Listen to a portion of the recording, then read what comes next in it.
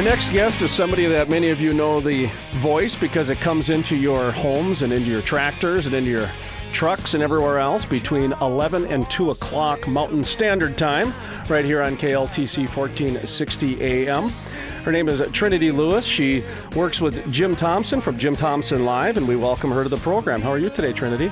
I'm great, Jason, and hello to all of the listeners that we get to talk to every day. It's exciting to be here on your program. Thank you for having me. It's kind of fun knowing that you kind of get invited into the homes and vehicles of people and barns and everything. And it's interesting, and you've probably come to realize this, that the general public knows more about you than you do about them.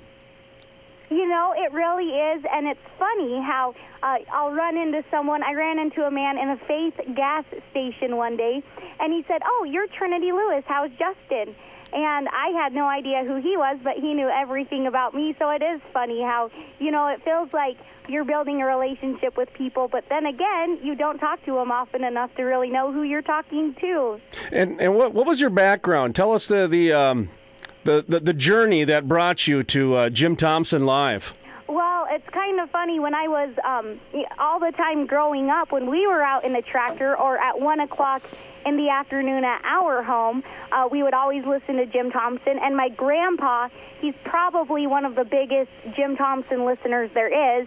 Every time you would come into the house from doing chores all morning, and we would sit down and eat a great meal that Grandma had prepared, and then Grandpa would turn on Jim Thompson, and it was time to sit down and listen or to take a nap. And for that hour, no one's allowed to talk. You just sit around. And Grandma always tried to make us take naps, but Grandpa would let us listen to Jim Thompson.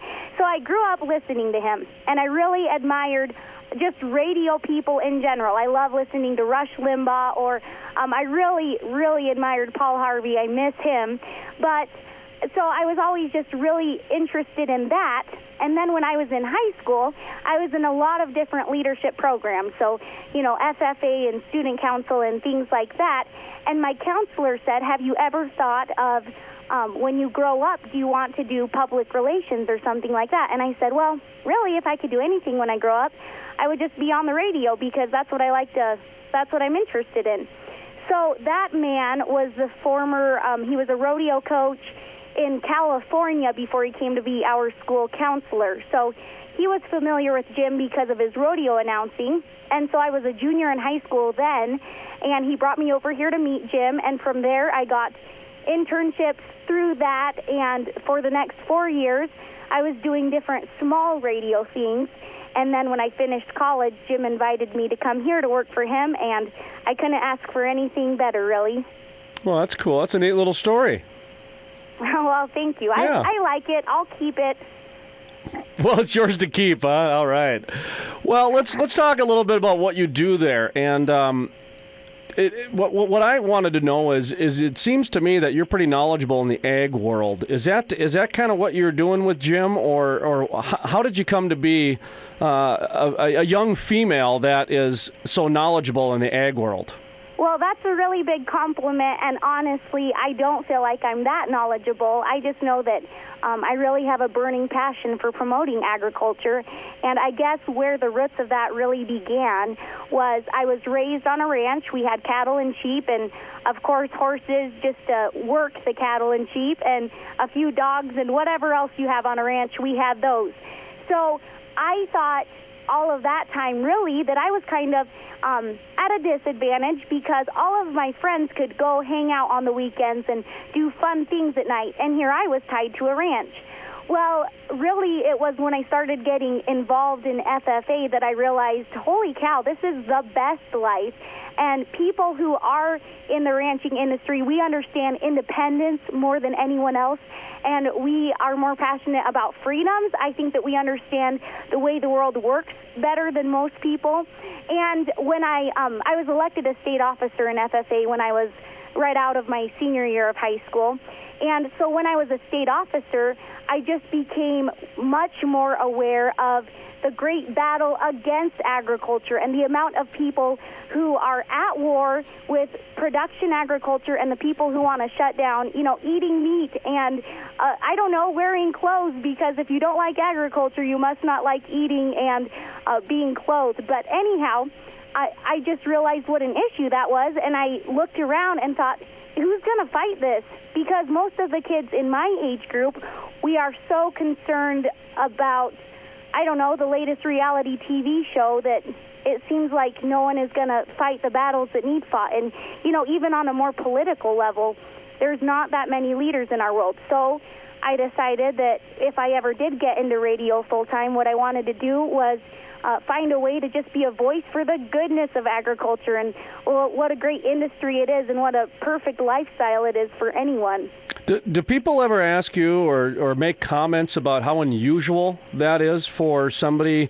And I don't know how old you are. I just assume you're in your mid-20s. That am I correct? You're in your mid-20s? I'm actually in my early 20s, yes, okay. And lots of people, I don't know if I think that it really surprises people, and I think that I get two main spins off of things.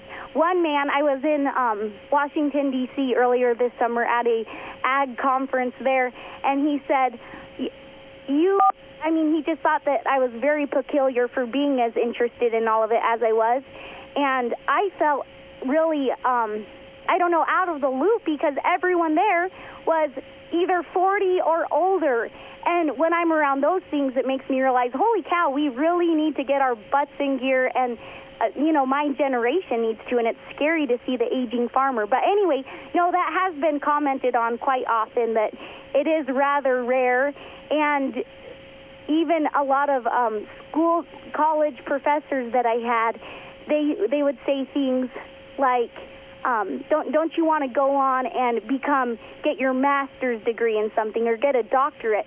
But after I got the education that I did get at college, there's so many kids who have great potential to go do things, and we're so hooked up on just being in college and getting more letters behind our name that who's actually going to go out and fight battles. So I guess yes, I do get that every now and again, but I feel like it's a compliment whenever I hear it either way, that it does come at me, whether they look at it as a negative or if they do look at it as a positive.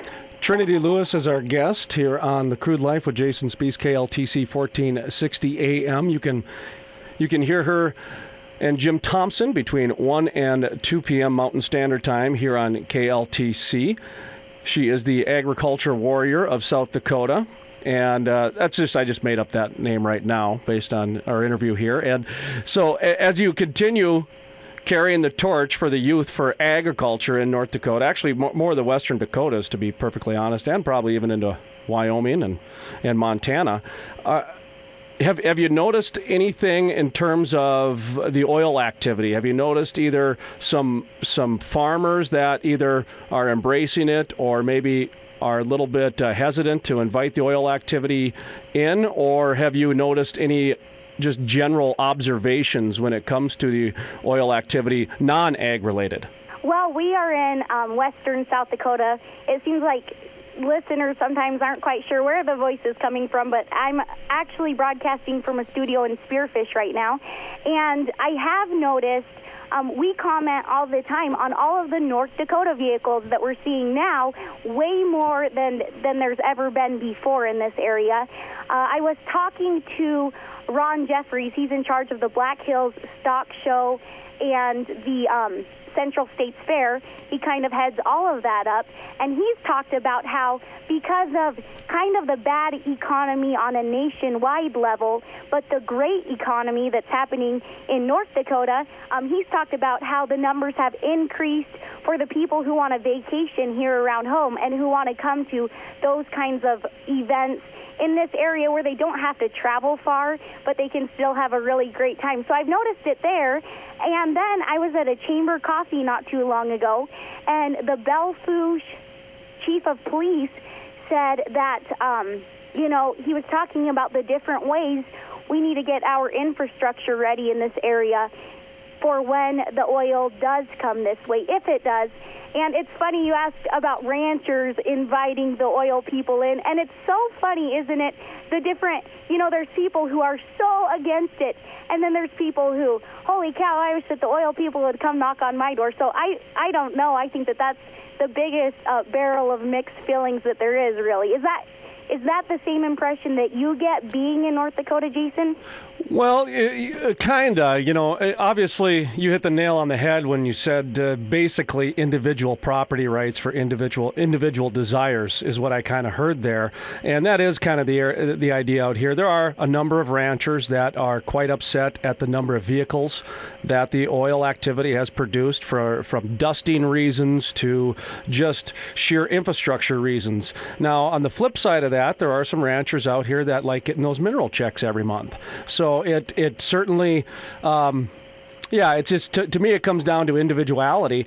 And really, when you look at the bigger picture of it, is that person going to embrace the change that's coming, or is it just going to take the money and run? And if they take the money and run, isn't that their right to do so? So it becomes a very complicated thread, I guess, Trinity. I don't know if I made sense there, but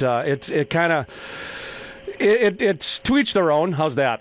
Yeah, absolutely. And isn't that just the ag way of life, really, to each their own? And all of them are going to have their own opinions, and each of them are going to sort it out for themselves, and that's the way it should be. Yeah, on all levels. I agree with you on there, but let's not at least turn a blind eye to what some of their issues are, because I think most of the issues are fixable in this world, and if we work together, we can do that. And ag is such an important part of the Dakotas, as is the oil. And I think South Dakota is going to find out very soon how important the oil is, because the oil companies, they want to help build communities. They also want to take the oil. They're very upfront about both.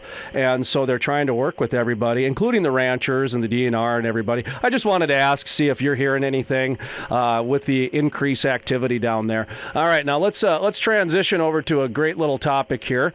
Feral pigs.